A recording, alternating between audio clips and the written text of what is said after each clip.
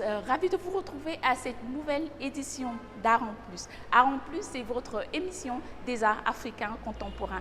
Aujourd'hui, la peinture et le cinéma.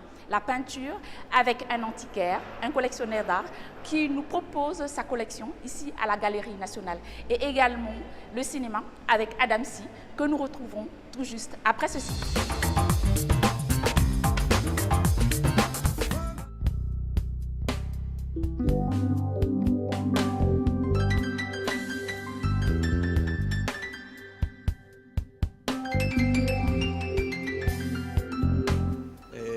Le métier d'antiquaire, c'est de ressembler les objets anciens et primitifs qui viennent dans différents pays. Et c'est les coutumes de nos arrière-parents. C'est rare de trouver des objets, des antiquités, mais les objets antiquités que j'ai, c'est des collections que j'avais gardées, ça fait à peu près 40 ans, 45 ans, 50 ans. Alors, donc, ce sont les objets que j'avais, mais toujours en Afrique, il y a des antiquités. Alors, ça ne peut jamais manquer en Afrique, parce qu'il y a beaucoup de tribus et il y a beaucoup de coutumes aussi. Alors, donc, déjà, on dit qu'il n'y a plus des antiquités en Afrique, mais ça, c'est faux. Il y en a tellement encore. Il y a même ce qu'on n'a pas encore découvert, juste les choses qui sont dans la terre. C'est en voyageant de pays en pays, beaucoup de pays africains, pour faire des recherches.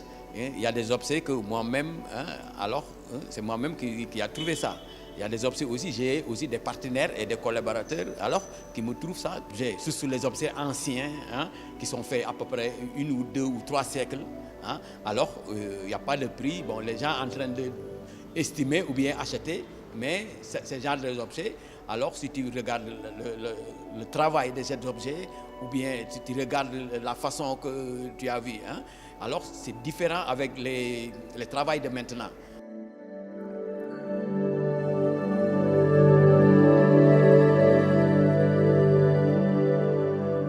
L'expo de Galerie nationale, c'est grâce à des partenaires comme Adama Diallo, comme Siré Sissé et le directeur de Galerie nationale. Alors, donc, déjà, sans lui, on ne pourra pas exposer ici. Parce que, déjà, tu as vu, il a beaucoup contribué dedans. Et puis, alors, quand on l'avait proposé ça, il était venu regarder à ma galerie.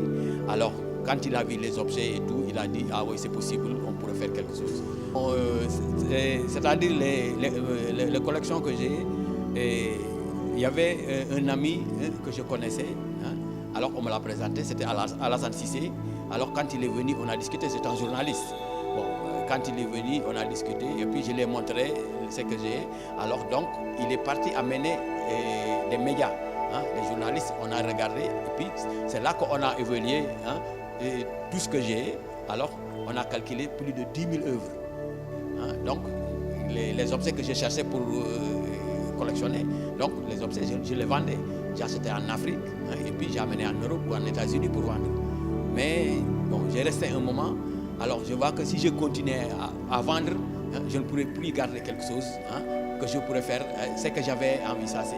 Parce que j'avais envisagé un jour de faire peut-être un musée ou bien une grande galerie et que tu avais les enfants venir visiter et connaître d'abord la culture des anciens.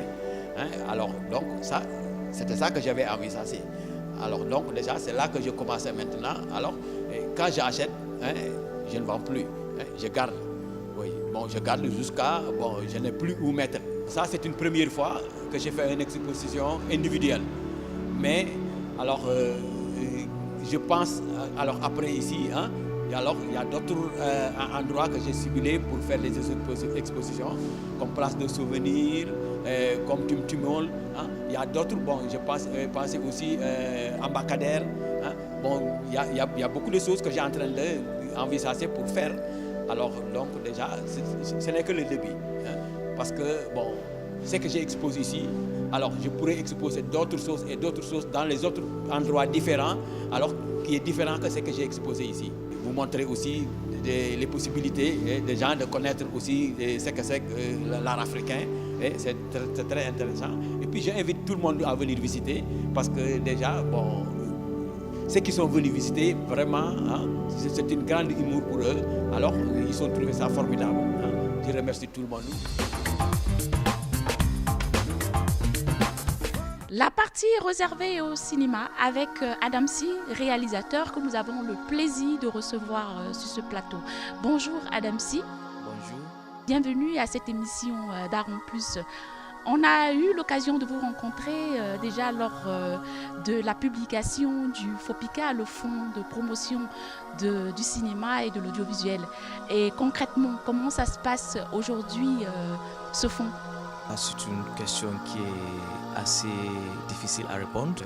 Je fais partie parmi les gens qui ont bénéficié de ces fonds, mais actuellement, je n'ai pas encore reçu l'argent pour terminer le film. Ils ont dit qu'ils sont en train de travailler sur ça, mais j'espère que ça va bientôt. Ils vont essayer de décasser de l'argent parce que nous attendons cette somme-là pour nous continuer à terminer le film. Actuellement, vous travaillez vous préparez la sortie de votre prochain film. Oui, je viens de terminer mon premier long métrage de fiction intitulé Le Cheval Blanc, qui parle sur un fait divers actuellement dans le contexte sénégalais, qui parle sur les talibés et la polygamie. Que j'ai essayé de montrer dans ce film-là, actuellement, on parle des talibés. Il y a beaucoup de débats autour de ça, il y a beaucoup de polémiques autour de cela. Mais moi, en tant que réalisateur, j'avais jugé nécessaire de réaliser un film qui va aller au fond du sujet pour regarder les causes pourquoi ces enfants sont dans les rues, regarder sur les aspects culturels, aspects sociaux, aspects anthropologiques, pour mener une réflexion, un débat sur ces sujets, pour contribuer à ce sujet-là. Je ne fais pas le film pour donner des leçons, pour que les gens prennent conscience. Il y a un fait qui est là. Mais si le film mène à apporter des questions, des réponses positives, et les gens pour apprendre des leçons, c'est bien. Mais mon objectif, c'est pour, en tant qu'artiste, c'est pour mener mon combat, ma réflexion sur un sujet, un fait qui se passe dans le pays. Et pour les gens, tout le monde, l'État, les populations, les bailleurs de fonds, la société civile, chacun prend sa responsabilité à trouver des solutions à ces problèmes-là. Et maintenant, quand on regarde le titre par rapport à ce qui a évoqué, la problématique qui a évoquée dans le film, on ne voit pas trop le lien. Pourquoi le cheval blanc comme titre ? Je vais nommer le film Les talibés ou la polygamie. Le titre cheval blanc, ça me reflète personnellement parce que l'enfant avait un rêve dans sa vie et voulait atteindre ses rêves, ses objectifs. Mais malheureusement, la société ne donne pas la possibilité aux enfants de réaliser ses rêves, de répondre à ses besoins qu'il faut. Souvent, c'est les parents qui décident à la place de l'enfant. Et alors, l'enfant est un né. C'est un individu à lui-même. Il a des droits de penser, de réaliser ses rêves. Et dans le film, pourquoi le nom vient de Cheval Blanc? Parce que l'enfant avait un rêve qui voulait jouer un rôle, quelque chose dans sa vie qui le marque. Dans ces rêves-là, à la fin du film, il va monter sur un cheval. C'est vrai que c'est un film assez très touchant. Vous avez fait des scènes vraiment qui choquent un tout petit peu. Est-ce que l'objectif c'était vraiment, véritablement de choquer la population? Pas choquer la population. J'ai traité un sujet dans la perspective là où j'avais mis dans la fiction des réalités, ce que les gens vivent, difficultés qu'ils rencontrent dans la vie. C'est par rapport avec ça qui m'amène d'amener certaines scènes ou certaines séquences dans le film que vous pouvez les juger choquants pour créer des émotions assez fortes pour les gens pensent qu'ils ont regardé quelque chose qui pourrait rester dans le cerveau. Lorsqu'ils voient un enfant dans les rues et en train d'imager, ils vont penser directement ce qu'ils avaient vu dans le film et essayer de changer de comportement, essayer de trouver des réponses à certains sujets. C'est ça qui m'amène à ça. Mais je ne fais pas un film là où je veux choquer les gens. Pour moi, c'est un problème qui me touche particulièrement. J'ai déjà fait environ 3 films qui parlent sur des problèmes pareils. L'innocence volée, les enfants qu'on a volés en quelque sorte qu'ils ont volé, mais la jeunesse de l'enfant. Mais moi, en tant qu'artiste, producteur, j'ai jugé nécessaire de contribuer à ce débat dans une autre manière pour aussi de montrer aux autorités, leur responsabilité à faire et montrer aussi aux parents, parce que les parents, ce sont les principaux responsables pour les malheurs que les enfants se trouvent. Pour montrer aussi à la société en général qui aussi a une grande responsabilité vis-à-vis aux enfants. Les films parlent non seulement des talibés, mais il y a un aspect aussi dans la polygamie. Monter la polygamie dans une autre façade. Vous voyez, monter dans la polygamie, les co-épouses peuvent vivre ensemble en harmonie, dans la solidarité, dans la fraternité. Mais monter aussi l'égoïsme de l'homme qui ne veut prendre pas ses responsabilités. Je ne dis pas de mauvaises choses aux hommes, mais la plupart des hommes, si tu as ce qui se passe dans notre société, tout le monde le sait, les hommes parfois jouent l'hypocrisie entre ces femmes. C'est eux-mêmes qui essayent d'amener des conflits dans la maison. Mais ces femmes-là, ils sont beaucoup intelligents, comprennent l'homme et essayent de gérer la situation.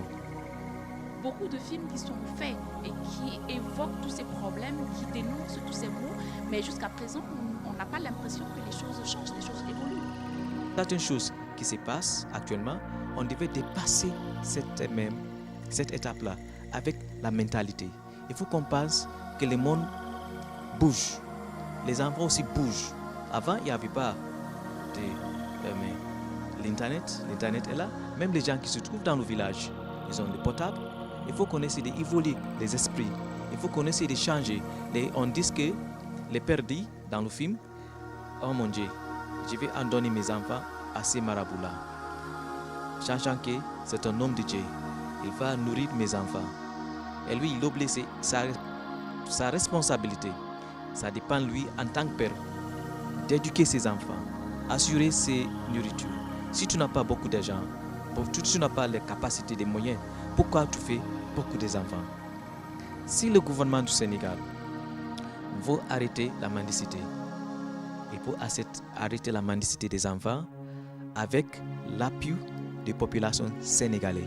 Il faut chacun de nous avoir un esprit libre, clair et conscient. Regardez les dangers. On dit que les marabouts comme Mam Aladji Malick Sy, Serigne Touba, ce sont des hommes du Dara, oui c'est vrai. Mais ces gens-là, ils n'ont jamais porté des habillements sales, mendier dans les rues, comme ça, ce que les enfants font, ils n'ont jamais fait. On a fait des études avant d'écrire le film, ils n'ont jamais fait. Oui. Si ces gens-là, ce sont notre référence, pourquoi on ne peut pas suivre leurs références? Parce qu'avant, les enfants, ils mangent pour avoir ce qu'ils mangent, avoir la humiliation, pour préparer l'homme pour devenir. Mais ce que nous voyons ici à Dakar, dans le film, Djaïd est monté dans le film, il y a un gars qui vient à Dakar avec centaines d'enfants. Il est mis dans une condition déplorable. Il les exploite.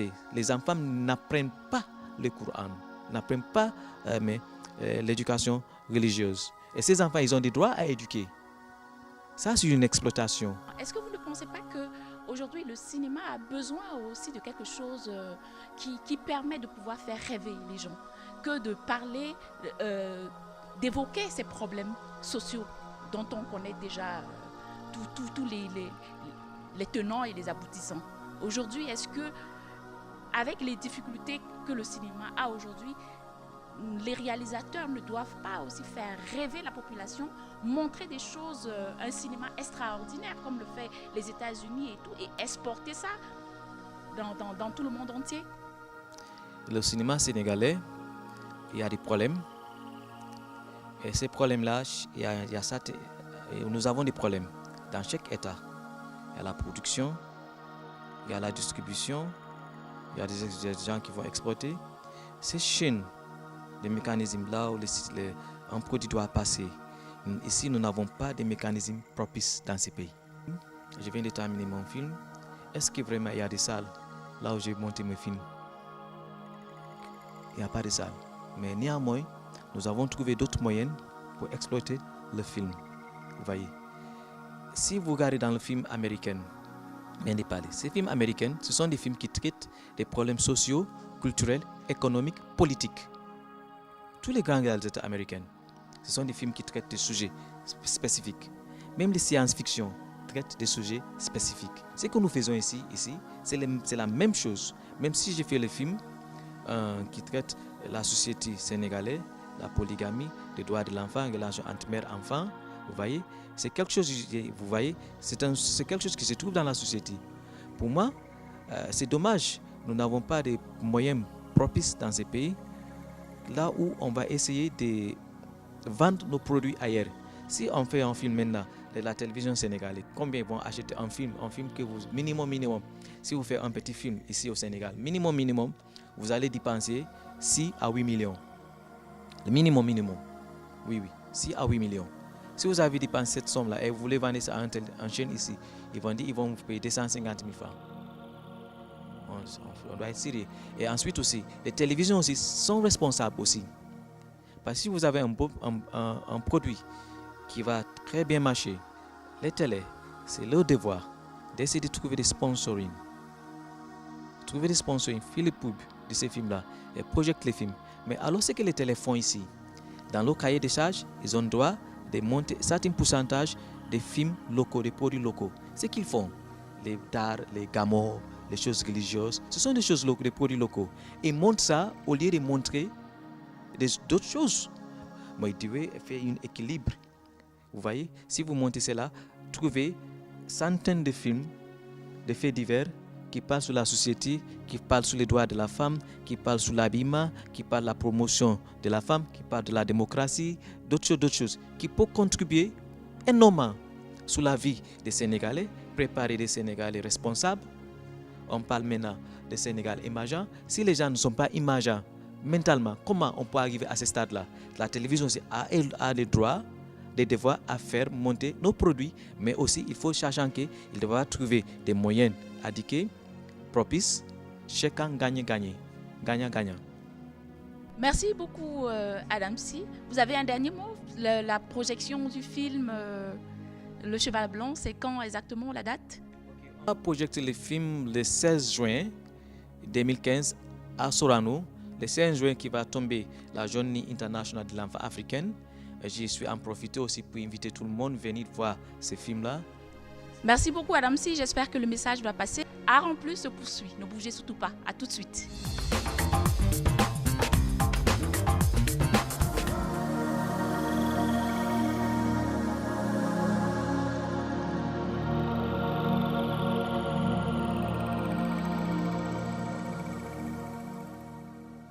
Cinéwax, en fait, c'est un projet pour créer un nouveau réseau de ciné-clubs de quartier solidaire et innovant. Et l'idée, c'est d'amener du contenu culturel, du cinéma international ici, et de créer un pont culturel entre les cultures grâce au cinéma. Se faire connaître auprès de la population, nous on veut être proche des gens du quartier, c'est pour ça qu'on veut des ciné-clubs vraiment implantés dans plusieurs quartiers. Et donc, premièrement, il faut faire des partenariats avec des structures qui existent déjà, avec des associations, avec tous ceux qui peuvent nous faire avancer ensemble. Ensuite, on voit ce qu'on peut faire, organiser, dans quel lieu. Et l'espace qu'on veut avoir, c'est un ciné-club qui est divisé en deux parties, c'est-à-dire à la fois un espace de cinéma et un espace de rencontre. Et dans cet espace, on aura donc des séances de cinéma et en même temps, on aura des activités culturelles, donc des cours de langue, des débats, des conférences avec des professeurs ou bien des experts du cinéma. Et aussi, on veut organiser des ateliers cinéma en partenariat avec des écoles de cinéma en France et au Sénégal. C'est un projet pour le Sénégal, mais aussi pour d'autres pays d'Afrique de l'Ouest. Donc pour l'instant, on commence l'activité à Dakar et on essaye de s'étendre le plus vite possible dans le Sénégal. Nous, déjà, ce qu'on apporte, c'est la proximité et aussi d'être mobile dans différents quartiers, je pense. Et ce qu'on apporte aussi, c'est un contenu cinématographique à échelle internationale. Donc nous, ce qu'on veut, c'est vraiment créer un pont entre la France et les pays d'Afrique de l'Ouest. Donc du coup, on apporte des films français. On veut aussi promouvoir le film africain et sénégalais ici et un peu partout. Donc on a cette double activité en France et au Sénégal.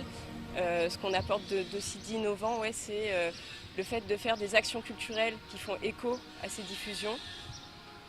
Vraiment être proche de la population, les sensibiliser au cinéma, à l'histoire du cinéma, promouvoir par cela les nouveaux réalisateurs, les jeunes réalisateurs africains, qui soient conscients de l'histoire de leur cinéma aussi, pour pouvoir progresser, parce qu'il faut partir du passé, de ce qui a été fait, pour aller vers autre chose, avec sa propre patte. Mais du coup, nous, c'est ça qu'on essaye d'apporter.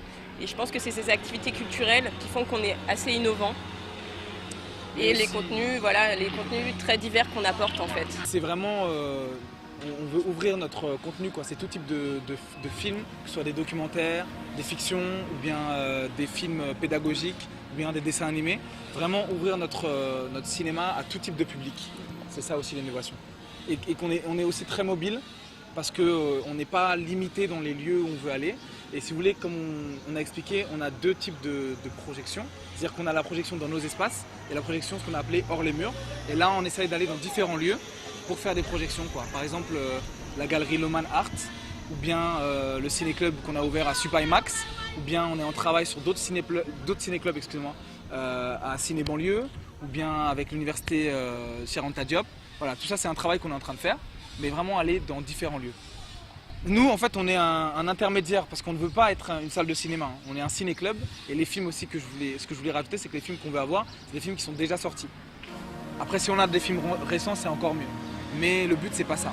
Et l'idée, c'est vraiment de réhabituer les gens à aller en salle de cinéma. Et si la conséquence, c'est que les gens vont vraiment finalement dans les salles de cinéma existantes, alors nous, on est contents, quoi. C'est gagnant-gagnant, tout le monde est... On veut aussi proposer des découvertes, donc vraiment sensibiliser au cinéma, au fait de se retrouver ensemble dans un même espace, pouvoir visionner un film, en discuter par la suite. Donc ça c'est dans nos espaces mais même en dehors. Donc on essaye de faire des événements quand même assez complets en invitant des réalisateurs, rendre quelque chose d'attractif pour que justement les gens s'intéressent, se sensibilisent et aient envie de venir. Donc au cinéma ou dans des ciné-clubs. Voilà. Mais les ciné-clubs, c'est vraiment quelque chose qui s'implante vraiment au plus près de la population. Et je pense que c'est le premier pas avant que les gens puissent se réhabituer à aller au cinéma par eux-mêmes, d'avoir cette habitude. Parce que c'est vrai qu'en France, nous, on a l'habitude d'aller au cinéma très souvent. Maintenant, ce sont des cinémas qui diffusent des films. Il n'y a pas forcément de projection après, à part pour des avant-premières ou des choses comme ça.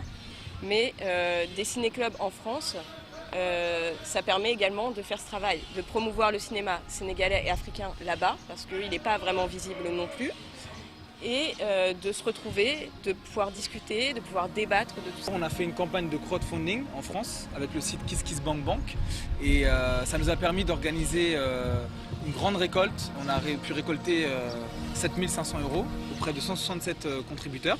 Et grâce à ça, on a fait une soirée de lancement pour annoncer notre activité en France aussi. Et on a pu acheter du matériel pour équiper notre future salle. En même temps, donc on fonctionne beaucoup sur le don, on fonctionne aussi au sponsoring. Et ensuite, voilà, on essaie de trouver des partenariats avec différents acteurs pour pouvoir réaliser notre activité. Donc avec d'autres festivals existants, d'autres associations qui eux-mêmes ont leur matériel. Et on essaie de s'associer avec eux pour avoir les moyens de faire des projections dans la ville. Je pense qu'il reste pas mal de choses à faire, il y a beaucoup de travail. D'une part parce qu'on n'est pas seul et d'autre part parce que voilà, par rapport à l'ambition qu'on a, il faut effectivement beaucoup plus de travail. Donc c'est toute une organisation qu'on est en train de mettre en place. Et effectivement, oui, on a toujours besoin de moyens, c'est clair.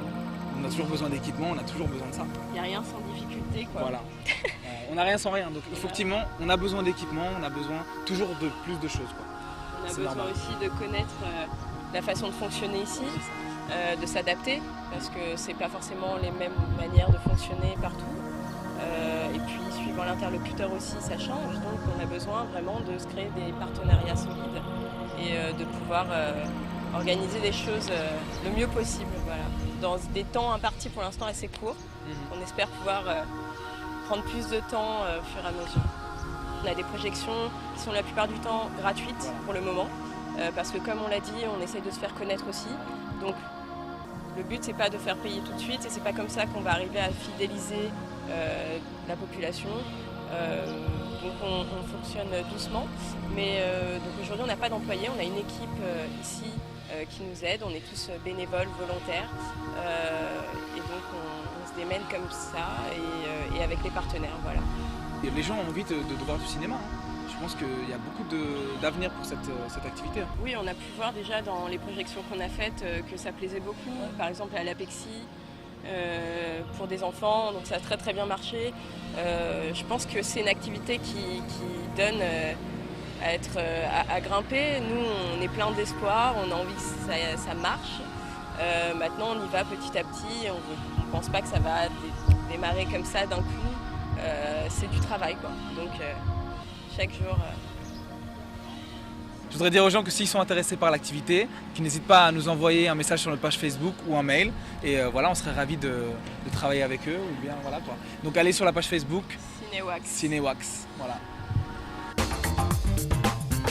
C'est tout pour cette édition d'Art en Plus. Merci de l'avoir suivi. Merci à la direction de la cinématographie. Art en Plus revient le mois prochain. Donc à bientôt sur la 2STV.